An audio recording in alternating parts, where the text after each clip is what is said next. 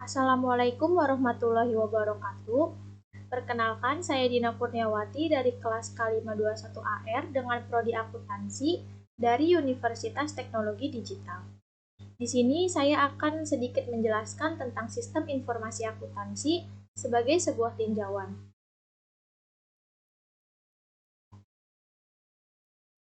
Yang pertama ada definisi sistem informasi.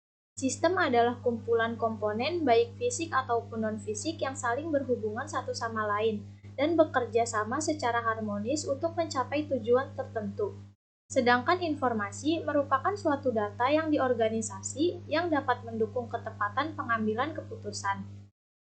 Sistem informasi akuntansi dibangun dengan tujuan utama untuk mengolah data akuntansi yang berasal dari berbagai sumber menjadi informasi akuntansi yang diperlukan oleh berbagai pemakai untuk mengurangi risiko saat mengambil keputusan.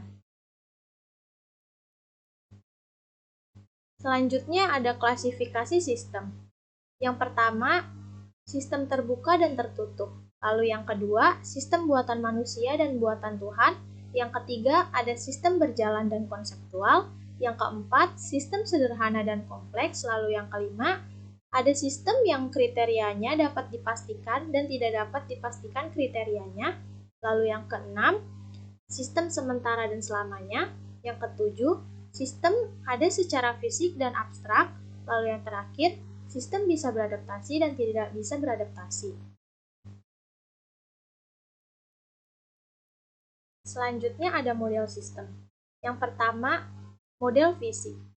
Model fisik yaitu penggambaran entitas dalam bentuk 3 dimensi. Contohnya, market pusat perbelanjaan dan prototipe mobil baru. Lalu yang kedua ada model naratif.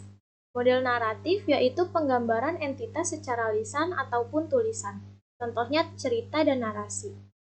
Lalu yang ketiga ada model grafik. Model grafik yaitu penggambaran entitas dengan sejumlah garis atau simbol. Contohnya flowchart. Lalu yang keempat ada model matematika. Format model matematika dapat berupa bentuk angka, simbol, dan rumus. Jenis model matematika yang umum dipakai adalah suatu persamaan atau equation dan formula. Bentuk persamaan adalah tepat, singkat, dan mudah dimengerti. Simbol persamaan juga tidak mudah dimanipulasi dan lebih cepat ditangkap maksudnya.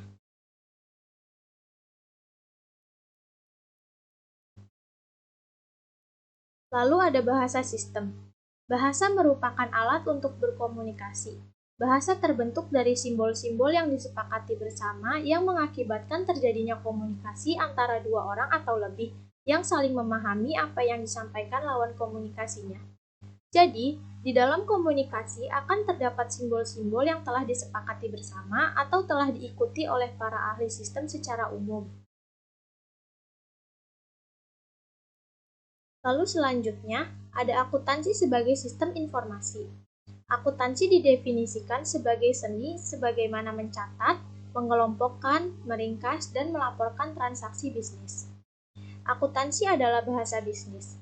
Organisasi menggunakannya sebagai bahasa komunikasi saat berbisnis, seperti saat kegiatan jual beli.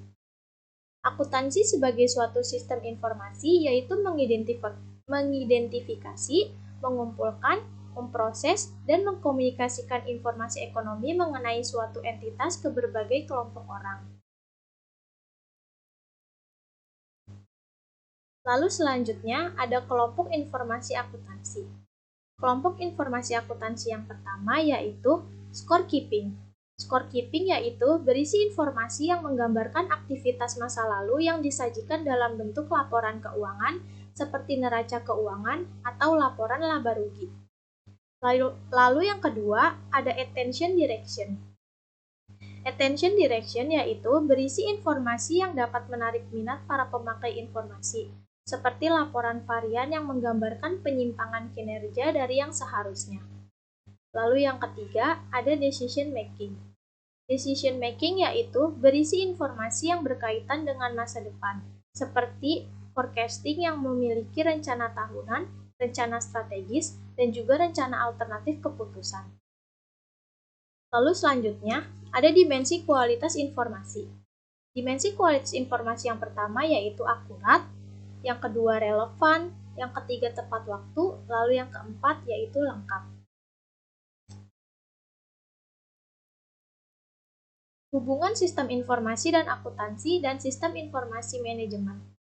Sistem informasi yang digunakan oleh suatu perusahaan di mana di dalamnya mencakup informasi keuangan dan non-keuangan, disebut sebagai sistem informasi manajemen atau SIM.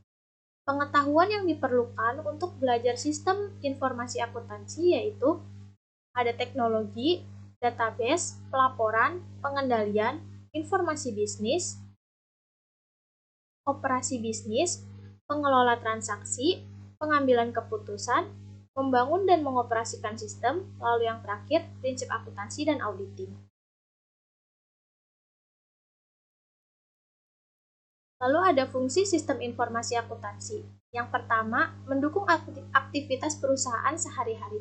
Yang kedua, mendukung proses pengambilan keputusan. Yang ketiga, membantu pengelola perusahaan dalam memenuhi tanggung jawabnya sebagai pihak eksternal.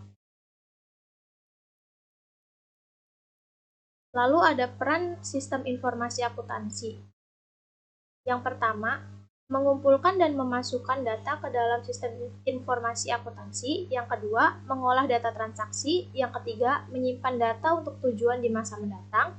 Yang keempat, memberi informasi yang diperlukan kepada pemakai atau pengambil keputusan.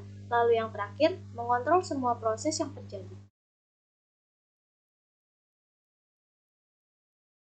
Sekian informasi yang dapat saya sampaikan. Kurang lebihnya mohon maaf. Wassalamualaikum warahmatullahi wabarakatuh.